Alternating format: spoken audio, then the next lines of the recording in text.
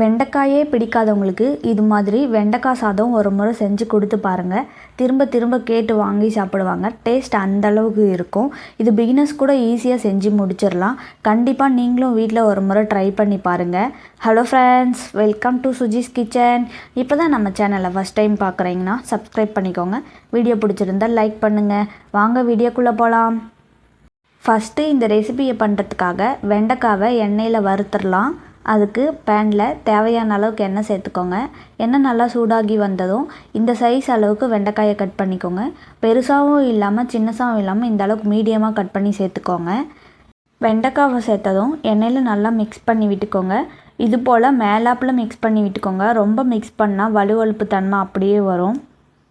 இந்த ஸ்டேஜில் கொஞ்சமாக எண்ணெய் சேர்த்து நல்லா மிக்ஸ் பண்ணி விட்டுக்கோங்க. வெண்டைக்காயை இது மாதிரி பொரித்து செஞ்சால் டேஸ்ட் அட்டகாசமாக இருக்குங்க. பொரிக்காமல் செஞ்சால் வலுவழுப்பு தன்மை அதிகமாக இருக்குங்க. வெண்டைக்காய் இந்த அளவுக்கு நல்லா பொரிஞ்சு வந்ததும் இது வேறு பிளேட்டில் மாற்றி எடுத்துக்கலாம். வெண்டைக்காயை வாரத்தில் ஒரு முறை உணவில் சேர்த்துக்கோங்க. அது உடம்புக்கு ரொம்ப நல்லது. வெண்டைக்காவை வேறு பிளேட்டில் மாற்றினதும் அது மேலே கொஞ்சமாக உப்பு தூவிக்கோங்க. உப்பு தூவி ஒரு ஓரமாக வச்சுருங்க. இப்போ அதே எண்ணெயில் 1 டேபிள் ஸ்பூன் அளவுக்கு கடலைப்பருப்பு சேர்த்துக்கோங்க. கூடவே 1 டேபிள் ஸ்பூன் அளவுக்கு உளுந்தம்பருப்பு சேர்த்துக்கோங்க. சேர்த்து நல்லா மிக்ஸ் பண்ணி விட்டுக்கோங்க. நல்லா மிக்ஸ் பண்ணி விட்டதும் இந்த ஸ்டேஜில் ஒரு 15 பல் பூண்டை தோல் உரித்து நீள்வாக்கில் கட் பண்ணி சேர்த்துக்கோங்க. கூடவே ஒரு கொத்து கருவேப்பிலையும் சேர்த்துக்கோங்க. கருவேப்பிலையை சேர்த்ததும் கருவேப்பிலை நல்லா பொரிஞ்சு வர வரைக்கும் மிக்ஸ் பண்ணி விட்டுக்கோங்க. கருவேப்பிலை நல்லா பொரிஞ்சு வந்ததும் இந்த ஸ்டேஜில் 1 டேபிள் ஸ்பூன் அளவுக்கு மிளகு சேர்த்துக்கோங்க. கூடவே 1 டேபிள் ஸ்பூன் அளவுக்கு சீரகமும் சேர்த்து நல்லா மிக்ஸ் பண்ணி விட்டுக்கோங்க. நல்லா மிக்ஸ் பண்ணதும் இந்த ஸ்டேஜில் காரத்துக்காக வரமிளகாவை சேர்த்துக்கோங்க. நான் இன்றைக்கி 4 வரமிளகாவை சேர்க்குறேன். உங்கள் வீட்டில் காரம் எந்த அளவுக்கு சாப்பிடுவீங்களோ அந்த அளவுக்கு வரமிளகாவை சேர்த்துக்கோங்க. வரமிளகாவை சேர்த்து நல்லா மிக்ஸ் பண்ணதும் 1/2 கப் அளவுக்கு தேங்காவை சேர்த்து 2 நிமிஷம் மீடியம் ஃப்ளேம்லேயே வச்சு வறுத்து விட்டுக்கோங்க. இந்தளவுக்கு நல்லா வறுபட்டு வந்ததும் 10 நிமிஷம் ஆற வச்சு மிக்ஸி கப்பில் போட்டு கொஞ்சம் கூட தண்ணி சேர்க்காமல் அரைச்சி எடுத்துக்கோங்க. கொரகொரப்பாக அரைச்சி எடுத்துக்கோங்க. பாருங்கள், இந்த அளவுக்கு தண்ணி சேர்க்காம கொரகொரப்பாக அரைப்பட்டு வந்தால் போதும். இதுதான் கரெக்டான கன்சிஸ்டன்சி. வெண்டைக்காய் சாதத்துக்கு ஃப்ரெஷ்ஷான மசாலா ரெடி ஆகிடுச்சு.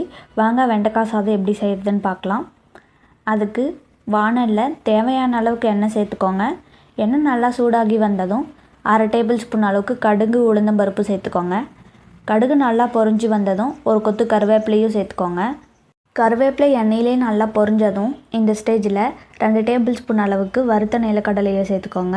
கூடவே 2 டேபிள் ஸ்பூன் அளவுக்கு உடச்ச முந்திரியை சேர்த்து மிக்ஸ் பண்ணி விட்டுக்கோங்க. கூடவே 2 பச்சை மிளகாவை நீள்வாக்கில் கட் பண்ணி சேர்த்து நல்லா மிக்ஸ் பண்ணி விட்டுக்கோங்க. இந்தளவுக்கு நல்லா மிக்ஸ் ஆகி வந்ததும் இந்த ஸ்டேஜில் பொரித்து எடுத்துருக்கிற வெண்டைக்காவை இதில் சேர்த்துக்கோங்க. கூடவே ஃப்ரெஷ்ஷாக வதக்கி அரைச்சி வச்சுருக்கிற மசாலாவை இதில் சேர்த்துக்கலாம். இது மாதிரி ஃப்ரெஷ்ஷாக மசாலா அரைச்சி வெண்டைக்காய் சாதம் செஞ்சு பாருங்கள். டேஸ்ட் அட்டகாசமாக இருக்கும்.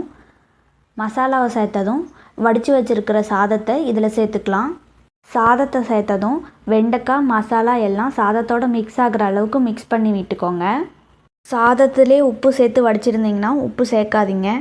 நான் இன்றைக்கி சாதத்தில் உப்பு சேர்க்கலை. அதனால் 1 டேபிள் ஸ்பூன் அளவுக்கு உப்பு சேர்த்துக்கிறேன்.